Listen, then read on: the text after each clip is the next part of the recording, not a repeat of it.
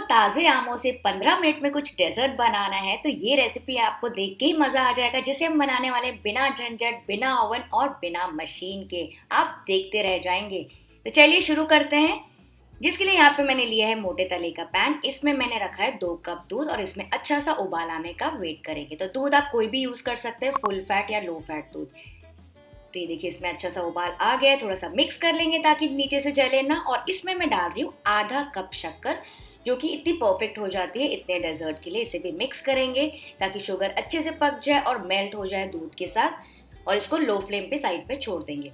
तो जब तक दूध पक रहा है, यहाँ पे मैंने लिया है एक बोल में 2 टेबलस्पून कस्टर्ड पाउडर। ये वेनिला फ्लेवर का मैं यूज़ कर रही हूँ, बहुत अच्छा टेस्ट आता है इसका। और साथ ही मैं इसमें डाल रही हूँ 1/4 कप ऑफ मिल्क, जो कि है रूम टेम्परेचर पे। आप चाहें तो चिल्ड दूध भी ले सकते हैं।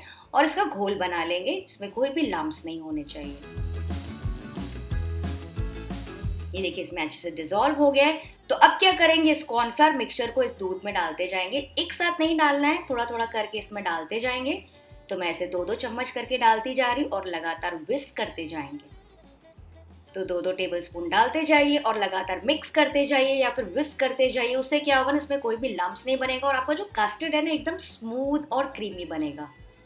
तो पूरा मिक्सचर ऐड करने के बाद ये देखिए मैंने इसको लगातार मिक्स किया है। और इसको भी हम पकाएंगे 3 से 4 मिनट के लिए मीडियम फ्लेम पे, या फिर जब तक जो कस्टर्ड पाउडर हमने डाला है ना उसका कच्चापन निकल ना जाए। तो इसे लगातार इसे मिक्स करते जाइए।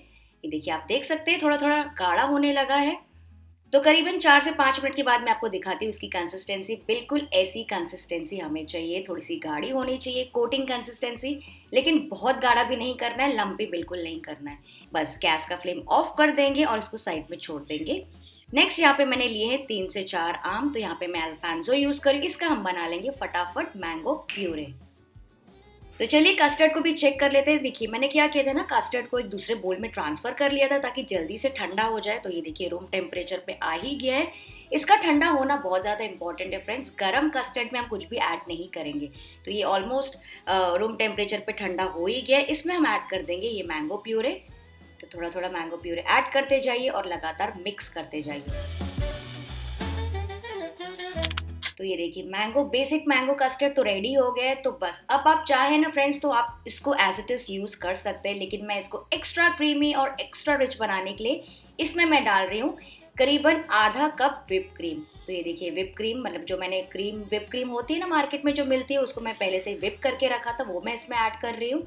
ये कम्प्लीटली ऑप्शनल है फ्रेंड्स। और अगर आप चाहें तो इसमें फ्रेश क्रीम भी यूज़ कर सकते हैं, just for extra richness and taste. तो इसको भी मैंने इसमें मिक्स कर लिया और लगातार इसको मिक्स करेंगे। बहुत ज़्यादा मिक्स नहीं करना है क्योंकि इसका फ्लफीनेस कम हो जाएगा। ये देखिए काफ़ी गाढ़ा हो गया है। तो बस अब इस सारी चीज़ें को असेंबल करना स्टार्ट करेंगे। यहाँ पे मैंने लिया है ये वाइट बेकिंग डिश, जो कि मेरा फेवरेट डिश है। और ये देखिए मैं क्या आपको दिखा रही हूँ, ये मैंने नाइस बिस्किट्स यूज़ कर रही हूँ। बहुत ईजिली मिल जाते हैं मार्केट में। और मैं ये इसलिए यूज़ करी क्योंकि काफ़ी मीठे होते हैं। तो चलिए इसको असेंबल करना तैयार करते हैं। तो बिस्किट को ऐसे नॉर्मल दूध में डुबा के ऐसे एक के बाद एक प्लेस करते जाएंगे।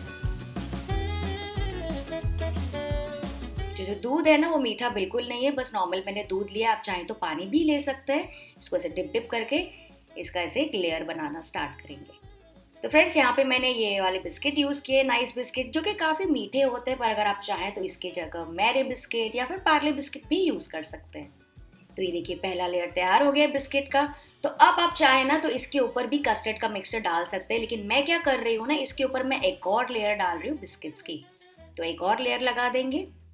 ऐसा करना कम्प्लीटली ऑप्शनल है फ्रेंड्स, क्योंकि नॉर्मली ऐसा क्या होता है ना, केक में ये डेजर्ट बनता है। आप चाहें तो केक के ऊपर भी लेयर लगा सकते हैं। इससे क्या होगा, जो आपकी लेयर है ना काफ़ी मोटी आएगी, इसलिए मैं डबल लेयरिंग कर रही हूँ। तो सेकेंड लेयर भी तैयार हो गई। अब इसके ऊपर हम पोर कर देंगे ये मैंगो कस्टर्ड क्रीम, जो कि हमने तैयार किया है। वाओ, देख सकते हैं आप इसकी कंसिस्टेंसी, टेक्सचर एकदम गाढ़ी और क्रीमी हो गई है। और ये ठंडी होने के बाद ना और अच्छी सेट हो जाएगी।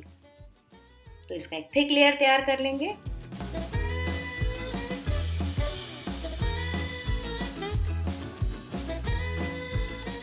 और फिर इसके ऊपर मैं डाल रही हूँ थोड़े से ड्राई फ्रूट्स। आप चाहें ना तो यहाँ पे थोड़े से आम के पीसेस भी डाल सकते हैं, लेकिन वो हम बाद में करने वाले हैं गार्निशिंग में।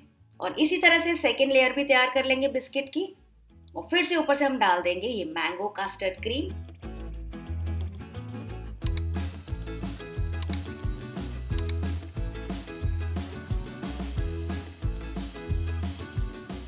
इसको अच्छे से फिल कर लीजिए और फिर इसको थोड़ा सा टैप टैप कर लेंगे ताकि एकदम लेवल आउट हो जाए। आप चाहें तो स्पैटुला से भी लेवल आउट कर सकते हैं। और फिर से हम इसके ऊपर डाल देंगे थोड़े से ड्राई फ्रूट्स सारी तरफ। और बस अब ये रेडी है। इसको फ्रिज में रखेंगे चिल होने के लिए फ्रेंड्स, कम से कम 3 से 4 घंटों के लिए। ये कम से कम टाइम मैंने आपको बताया, ज़्यादा से ज़्यादा आप 7 से 8 घंटे भी रख सकते हैं। तो मैं फिलहाल इसको चिल करने रख रही हूँ। तो चलिए फ्रिज से निकाल के चेक करते हैं। ये देखिए एकदम अच्छे से सेट हो गई। इसका कलर भी थोड़ा सा गहरा हो गया है, ऊपर से अच्छी सी कोटिंग आ गई है, मतलब कि अच्छे से सेट हो गया है। और सर्विंग के समय अगर आप चाहें तो थोड़े से मैंगो पीसेस से भी आप गार्निश कर सकते हैं। देखिए कितनी ब्यूटीफुल लग रही है। और अगर आप चाहें तो इसको एक्स्ट्रा क्रीमी बनाने के लिए ऊपर एक व्हिप क्रीम की लेयर भी लगा सकते हैं। तो चलिए मैं आपको एक साइड से कट करके दिखाती हूँ।